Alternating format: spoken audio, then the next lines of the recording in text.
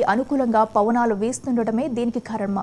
ఫామ్లో ఉన్నప్పుడే బరిలోకి దిగి విక్టరీ కొట్టాలని యోచిస్తున్నారా అంటే అవుననే సమాధానాలే వినిపిస్తున్నాయి.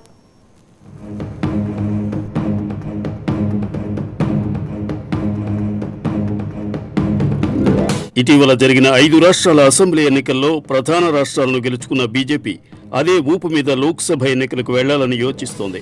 ప్రస్తుత లోక్సభ గడువు ముగియడానికి నెలన్నర రోజుల ముందే కొత్త ప్రభుత్వాన్ని ఏర్పాటు చేయాలని భావిస్తున్నట్టు ఢిల్లీ వర్గాలు పేర్కొన్నాయి. ప్రస్తుత లోక్సభ గడువు జూన్ 16 వరకు ఉంది. ఆలోగా షెడ్యూల్ ప్రకారం ఏప్రిల్, మే నెలల మధ్యలో ఎన్నికలు నిర్వహించాలి. కానీ ఎన్నికల ప్రక్రియను మార్చి ఏప్రిల్ నెలల్లోనే ముగించి మే మొదటి వారంలోనే కొత్త ప్రభుత్వం కొలువుదీరే విధంగా బీజేపీ పెద్దలు పావులు కదుపుతున్నట్టు తెలిసింది. ఈ క్రమంలోనే ఫిబ్రవరి మొదటి వారంలోనే పార్లమెంట్లో ఓటాన్ అకౌంట్ బడ్జెట్ను ప్రవేశపెట్టి అదే నెల 3వ వారంలో ఎన్నికల షెడ్యూల్ విడుదలయ్యేలా ప్రణాళిక రూపొందిస్తున్నారు. ఆంధ్రప్రదేశ్, అరుణాచల్ ప్రదేశ్, ఒడిశా రాష్ట్రాల అసెంబ్లీల గడువు కూడా 2024 జూన్ వరకు ఉంది. సార్వత్రిక ఎన్నికలతో పాటే ఈ రాష్ట్రాలకు కూడా ఎన్నికలు జరిపే అవకాశం ఉంది.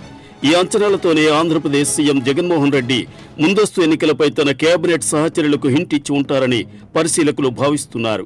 ఇటీవల జరిగిన అసెంబ్లీ ఎన్నికల్లో దక్షిణాదిలోని తెలంగాణ మినహా ఉత్తరాదిలోని రాజస్థాన్, మధ్యప్రదేశ్, ఛత్తీస్గఢ్ రాష్ట్రాల్లో బీజేపీ అనూహ్య ఫలితాలు సాధించింది. అదే సమయంలో కాంగ్రెస్ పార్టీ గ్రాఫ్ పడిపోయింది. బీజేపీ పట్ల సానుకూల పవనాలు వీస్తున్న ప్రస్తుత తరుణంలోనే లోక్సభ ఎన్నికలను కూడా ముగించాలని కేంద్రం యోచిస్తున్నట్టు సమాచారం. గడువు ప్రకారం ఏప్రిల్, మే వరకు ఆగితే ఇప్పటి ఊపు తగ్గే ప్రమాదం ఉంటుందని బీజేపీ అధినాయకత్వం భావిస్తున్నట్టు తెలిసింది. ఇండియా కూటమిలో పెద్దన్న పాత్ర పోషిస్తున్న కాంగ్రెస్ అసెంబ్లీ ఎన్నికల్లో చతికిలబట్టం లోక్సభ ఎన్నికల్లో తమకు కలిసి వస్తుందని బీజేపీ పెద్దలు భావిస్తున్నారని ఆ పార్టీ వర్గాలు పేర్కొన్నాయి.